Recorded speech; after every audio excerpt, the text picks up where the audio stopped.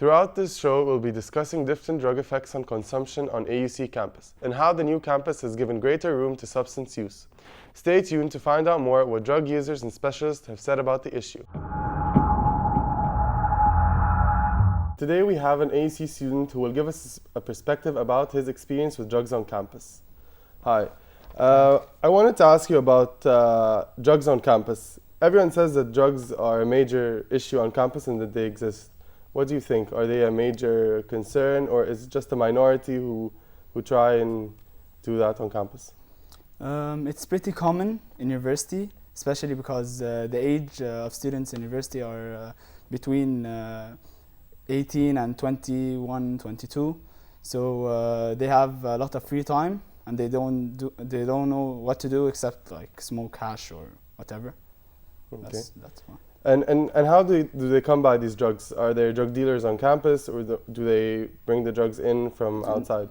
No, I don't think there are drug dealers on campus, but it's pretty easy to get through the security because they're not gonna find a piece of hash with anyone. It's pretty hard to find it. And is it restricted only to hash, or are there a variety of drugs taken on campus? I'm not sure, but what I know is hash. And your experience was with hash? Yeah. Yes, okay. And where are some common places you would go to smoke hash on campus? There are a lot of places. For example, PVA. It's pretty big and no one goes there.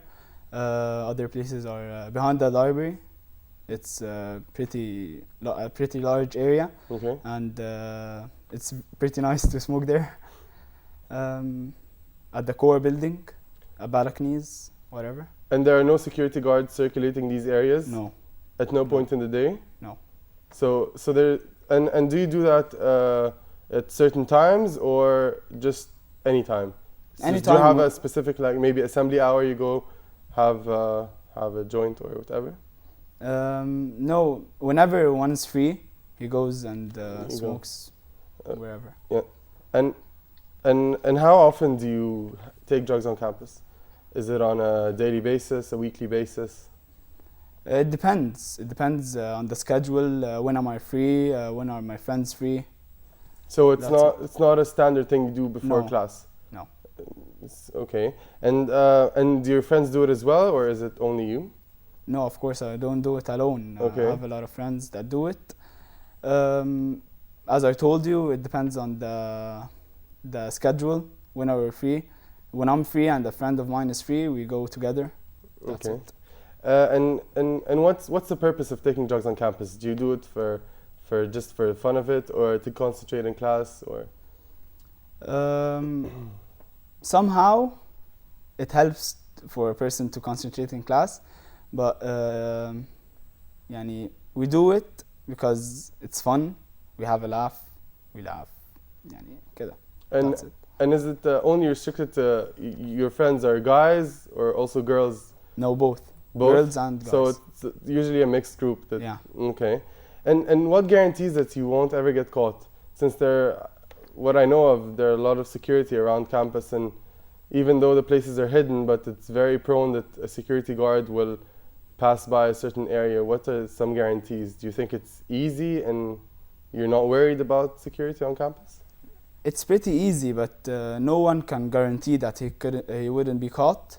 It depends on how well you could hide, where you do it. So with your experience there, you don't know of anyone that has been caught, of your friends or acquaintances? Not yet. Not yet. All right. And do you think this drug thing is going to be solved, or is it going to be an ongoing issue? It would be very hard to solve the whole thing, but you could increase the number of security guards around the place, put some guards wherever people smoke, but it's gonna be very hard. But it's going to ruin your experience, yeah. of course. It's gonna do okay, can you tell us about one of your experiences with hash and going to class after? How did you feel? How was it? And how did people around you act? Did anyone notice? There's one day we smoked behind the library. I had a class, a philosophical thinking class. I went to class, my eyes were very red. I think people noticed that I smoked up, but no one talked about it. And there was no reaction, no negative reaction, no No. one was whispering, it was fine? Yeah, it was fine. And did anyone ever rat you out, maybe the university security guard? Did anyone see you and go up to someone and try and take action against this? No, as I told you, I've never experienced being caught before on campus. Okay, all right, thank you. You're welcome. My name is Labib Gharbawi and I'm interviewing the director of AUC Clinic, Dr. Mohammed Amin. Yes. Good afternoon. Good afternoon. We brought you here to ask you some questions about the drug abuse in AUC. We would like to know like if there's a lot of cases of the drug abuse in AUC. Actually, in regard to the drug abuse, along with our community, for the past 3 years since we are moved here, I didn't record in the medical department that there is one of the students or one of our staff is addict or taking some drugs. Maybe 1 year ago, during one of the events of the student, I remember one of the visitors, he was taking overdose of alcohol. Alcohol, yes, and he has all the symptoms of overdose, like disoriented for the time and disoriented for the place, and he overreacted. And we did the physician in duty, because we are working 24/7 as an emergency here. He did the first aid, like gastric lavage, but he didn't improve. So he transferred him to one of the toxin centers in Ain Shams University. A couple of hours, the guys became better and everything back to normal. This is the only case recorded of overdose of alcohol. But in regard to the drug, I didn't record. Yes, didn't count it. Okay. So what are the symptoms of the drug abuse or the alcohol abuse on the long run? Usually, the most famous drugs which they drunk along the use or something like that is hashish, which is makes symptoms of disorientation for the time, for the place, for the persons. Sometimes he didn't know his friends or his. He loses memory. He loses memory. Loss? Yes. And he didn't know where he are. He's in clinic or he's still in at home or in classes, and he overacting, was laughing, and sometimes it goes in unconsciousness. Yes, it can make unconsciousness. What about in the long run? This is the short run symptoms. Yes. In the long run, like what happens to him? I think in the long run, all the stimulant or the drugs usually make some sort of dependent. Even for at the level of the cells itself. So the normal physiological functions of every cell in the body depend on this drug. So he can't behave normal in front of the community unless he take the dose. He can't breathe well, he can't digest well, and if the dose is become over, all these symptoms increase and start to turn to the unconsciousness or something like that. Okay. Does AUC have like random drug tests on students in AUC? No, not at all. We didn't. It's against the regulations. Yeah. Okay. Yeah. How do you cure these people from the addiction of drugs? Let's say hashish. If somebody is doing hashish, how do you stop them from using it? Hashish, one of the simple drugs we can stop, or but usually all these drugs should be withdraw gradually from the body, because if it is stopped abruptly, it makes some sort of withdrawal symptoms, which is, like I said before, he didn't speak well, he didn't react well, because he's depend on this drug, which is one of the stimulant. So we can reduce it gradually with some sort of counseling. We have a good counseling center here in the AUC, We can communicate with them. But this happened in my experience here. If one of the students already have psychic troubles and take something for psychosis, or for some of the students accidentally or intention take overdose. Usually we try to make contact with the counseling center to make a schedule for him as counseling with some drug which is substitute or a stimulant to prevent the withdrawal symptoms of the drug. Inform their parents? I think after we take the permission of the student, we inform the parents. You do? Yeah. Okay. And then do you help them like with a hospital after AUC, or? I'm not talking about hashish, I'm talking about stronger drugs. If you catch a student that does a stronger drug, do you help them with the hospital? Like yes. I think yes. We should send them into hospital and advise the parent to take him to hospital. We'd like to thank you very much for this interview. Okay, thank you. And you gave us a lot of helpful information, and hopefully we'll be able to do this again. So thank you very much. Thank you. All right. Taking a look at a different point of view, our second guest tonight with Labib Gharbawi is a student representative in the Student Judicial Board. Amra Abaza will talk to us more about the drug phenomena on campus. We would like you to tell us about what's your position in SGB? I'm a Student Judicial Board member, and I'm in charge of serving on the Student Disciplinary Committee, which is responsible for taking sanctions and taking actions and procedures against students who violate the Code of Ethics and Code of Conduct at AUC. Okay. What are some recent cases that you've encountered of drug usage?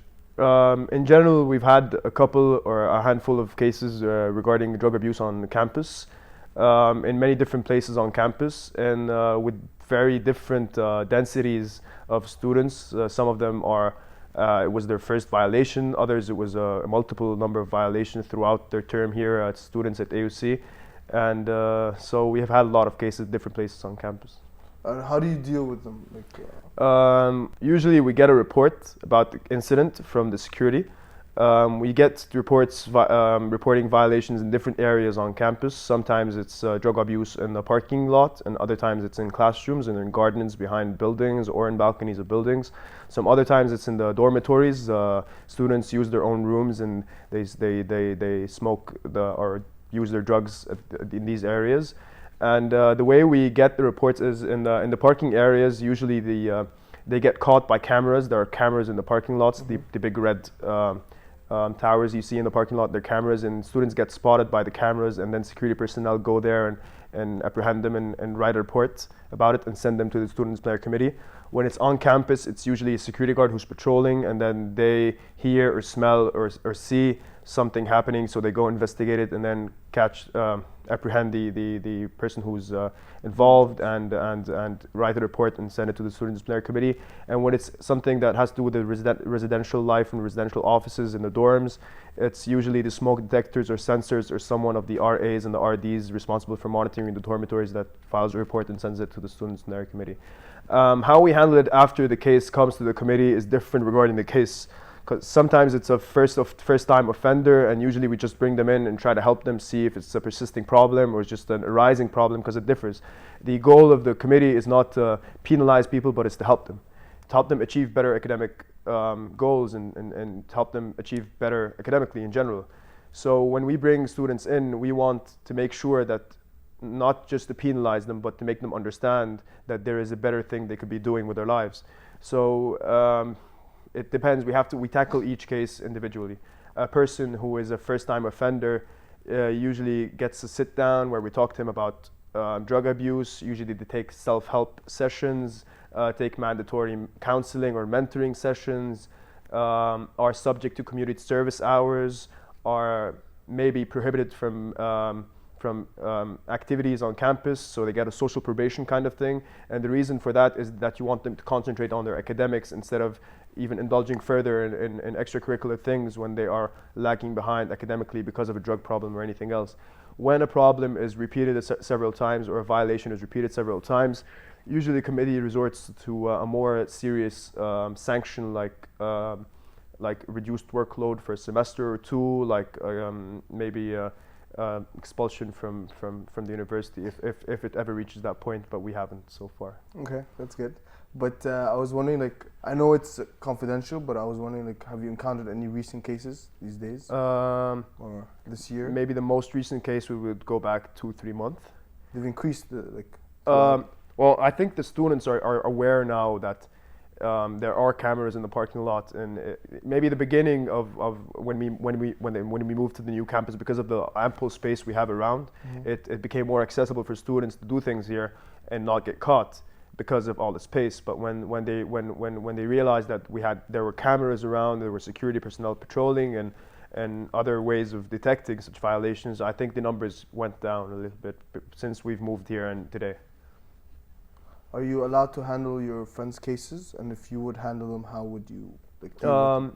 First thing they tell us when we get on the job, on the Student Judicial Board job, is that there's no such thing as friendship after you go into the committee doors. And that gives you a problem, because then you have to sit there in front of a friend of yours or someone you're acquainted with and deal with them as if they're someone you don't know, because you can't be biased in any way. And usually they let us. There's no problem with sitting there and having to sit in a committee that's judging a friend, because you go through a training and then you go through some orientation kind of things to teach you that you have to be as impartial as possible when judging cases. Okay. So you told me about a first offender, but you haven't told me like the exact process that a person goes through if they're caught. When they are caught, they go with the security guards who file a report, and then they send that report to the Student Disciplinary Committee. The Student Disciplinary Committee then contacts the offenders and bring them in for a committee hearing. In that committee hearing, the students or whoever is the defendant here, they sit and they state their case. They state what happened. Maybe they have a different point of view.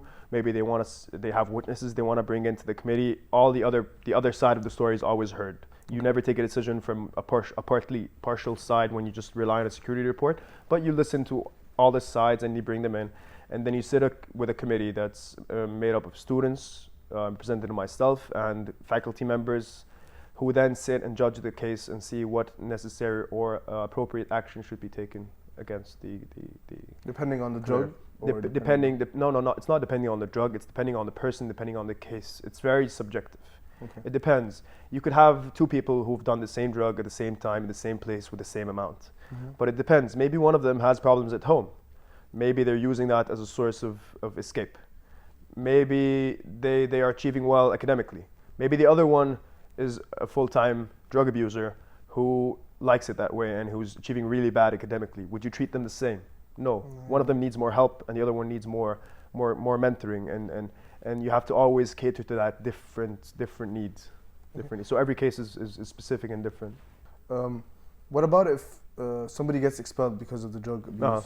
And can he petition to get back into AUC, or is it the end of the chapter? I'm not really aware about the readmission policies, but usually, yes, of course, there is a petition, and you can always appeal the verdict of the committee, and you can always come back for another hearing and submit new evidence for the case.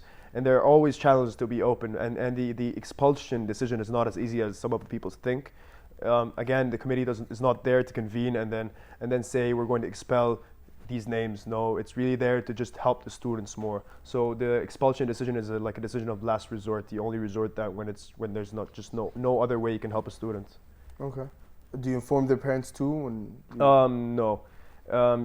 Usually we don't inform the parents whatsoever, because usually you are grown adults as students here at the American University in Cairo, and you're supposed to be responsible for the actions that you make and take, and are responsible for the consequences that come because of them.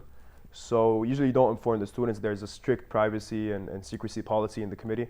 So no, you don't inform the students unless it's something that's really, really important and really, really big, and usually you have to inform the students before you inform their parents. Okay. Thank you very much. You're welcome. We appreciate you. You're welcome. Thank you very much for having me. Thank you very much. Thank you very much.